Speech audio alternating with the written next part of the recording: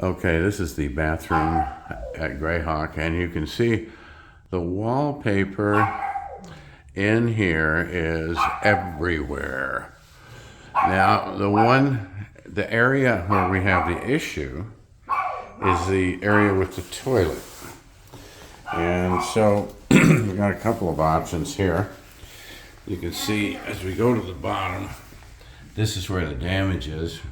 Now that is not going to be damaged anymore because of the silicone that was used inside to seal the water that was running out. But this area, the wallpaper could be removed just in this area and get a finished look with drywall and texture. Or we could put a cove base, a baseboard in, perhaps a tile baseboard, sort of the color of the floor, pick up that with a little curve around, and then go around behind the toilet and along here right to the edge, and then we would just have that baseboard maybe 4 to 6 inch.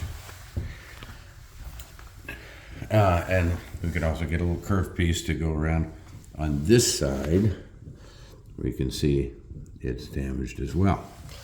But to totally redo the wallpaper in the bathroom would be massively extensive because it's everywhere.